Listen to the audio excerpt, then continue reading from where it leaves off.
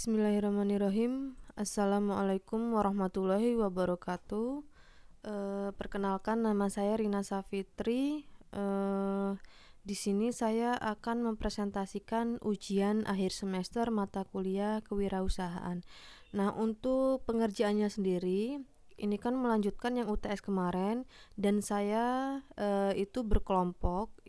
Kelompok kami itu terdiri dari 2 orang, yaitu Bayu Setiawan dengan NIM 2004 0101 0048, dan saya sendiri Rina Safitri dengan NIM 2004 0101 0071. Nah, di sini kami mempresentasikannya sendiri-sendiri karena terhalang oleh kesibukan masing-masing, karena sulit sekali karena saya sendiri bekerja, Mas Bayu juga bekerja, jadi agak sulit untuk memadukan waktunya. Nah, di sini langsung saja saya akan mempresentasikan, yaitu activity report tentang penjualan produk CCTV periode bulan Juni sampai Juli 2023. Nah, di sini activity report adalah laporan aktivitas usaha dalam beberapa kategori untuk menganalisa kelayakan atas usaha yang dijalankan. Nah, di sini ada produk overview atau penjelasan produk yang dijual secara rinci, kemudian strategi pemasaran promotion strategi, penjelasan strategi penjualan, dan analisa keberhasilan strategi dalam melakukan penjualan. Kemudian consumer profile, penjelasan tentang target market, siapa saja yang termasuk ke dalam target, klasifikasi jenis konsumen. Kemudian kompetitor analisis, penjelasan tentang kompetitor yang menjual produk sejenis. Yang terakhir sales report, laporan penjualan selama periode bulan Juni dan Juli.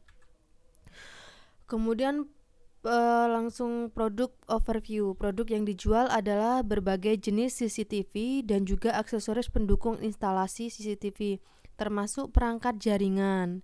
Nah, yang pertama ada CCTV analog. CCTV analog adalah CCTV yang masih menggunakan sinyal analog dalam transmisi signal video. Cocok untuk CCTV rumahan dengan jarak pemasangan yang dekat dan cakupan yang sempit.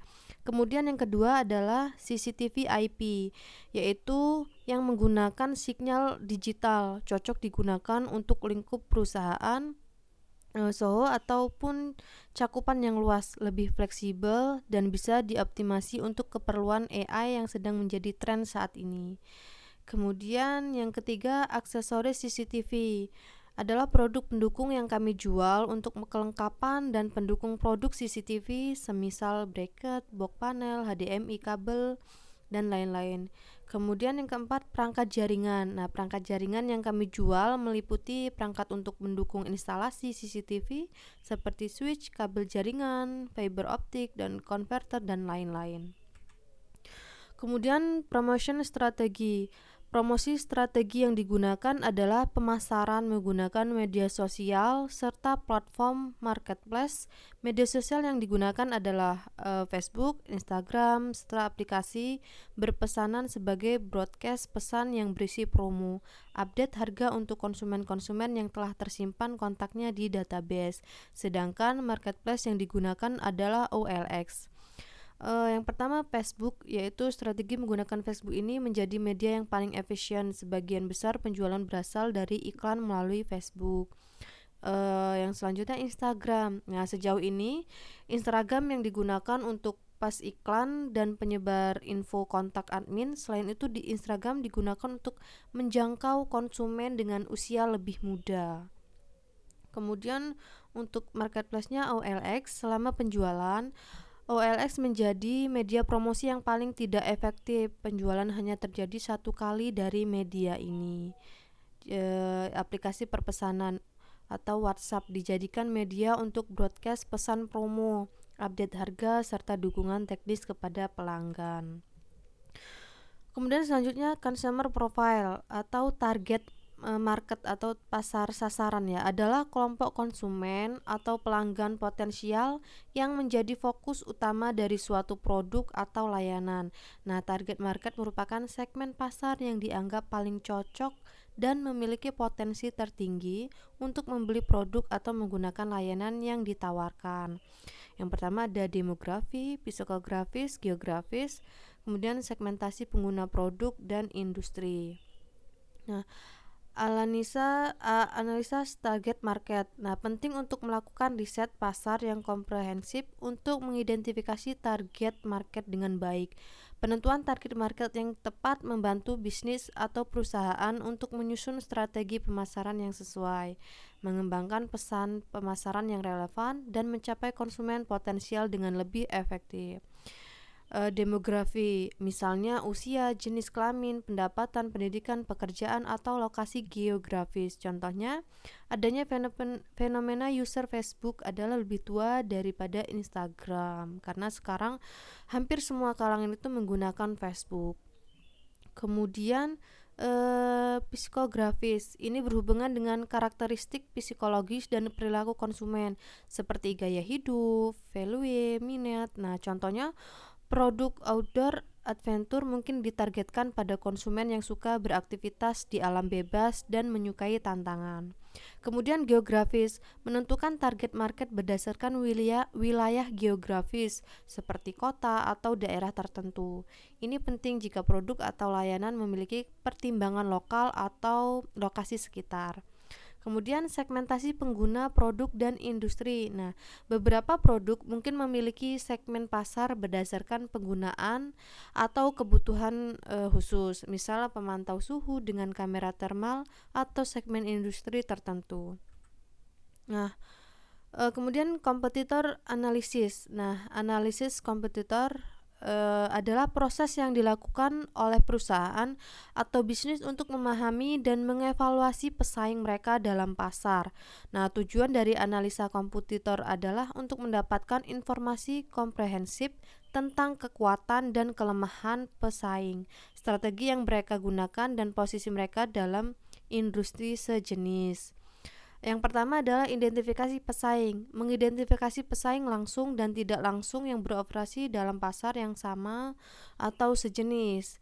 Kemudian analisa produk layanan, memahami produk atau layanan yang ditawarkan oleh pesaing serta fitur dan keunggulannya. Kemudian analisa harga. Nah, menganalisis harga produk atau layanan pesaing. Nah, promosi yang mereka tawarkan dan kebijakan harga yang mereka terapkan. Nah, kemudian analisis pemasaran, melihat strategi pemasaran dan branding pesaing seperti media iklan yang mereka gunakan, yang mereka tawarkan, dan citra mereka yang mereka bangun. Kemudian strength dan weakness, mengidentifikasi kekuatan dan kelemahan pesaing dalam hal produk, distribusi, harga, dan pemasaran. Nah, kompetitor analisis ini juga sangat penting untuk mendukung usaha kita, karena jika semisal saja tentang harga, jika harga kita selisih dengan toko misalnya pesaing yang lain, itu pasti pelanggan kita akan beralih. Jadi kita harus terus menganalisa harga, kemudian produk layanan, pesaing itu, mengidentifikasi pesaing, analisa pemasaran itu sangat penting dilakukan. Kemudian yang terakhir adalah sales report. Nah, ini adalah barang yang terjual dari bulan Juni dan Juli 2023. Yang pertama untuk tanggal 5 Juni sampai 30 Juli 2023. Nah, di sini ada produk barangnya adalah SPC 6N, Hikvision pakai 2 channel analog, kemudian SPC paket 4 channel analog, power supply. Kemudian yang terakhir Hikvision paket 8 channel analog. Untuk kuantitinya atau jumlahnya itu ada yang 1, ada yang 2, bahkan di sini ada yang sampai untuk STP Comescope ini 150.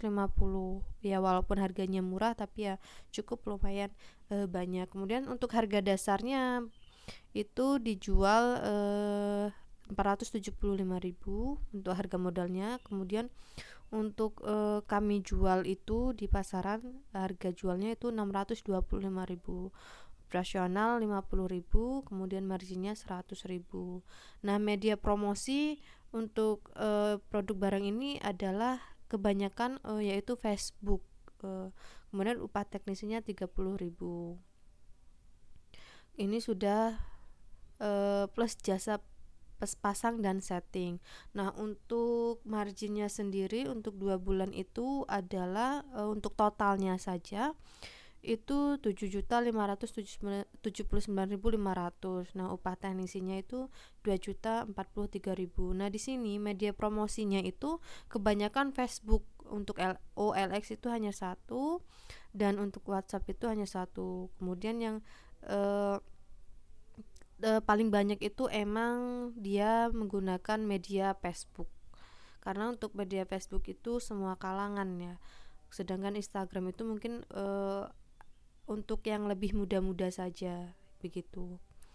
Kemudian untuk jasa terjualnya antara Juni dan Juli itu untuk produk barangnya jasa instalasi, jasa maintenance, kemudian jasa maintenance dengan bongkar itu marginnya 4.200.000, upah teknisinya 1.260.000. Nah, di sini hanya jasa saja ya, untuk jasa saja.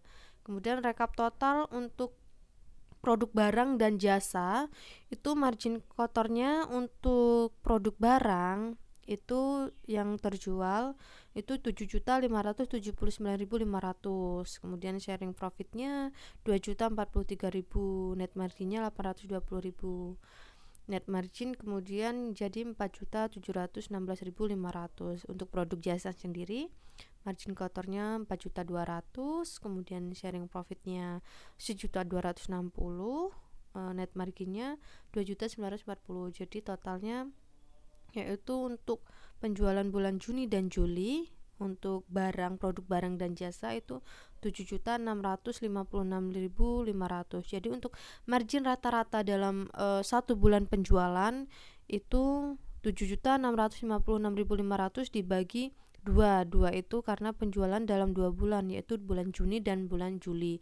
Ya, untuk margin rata-ratanya adalah 3.828.250 rupiah.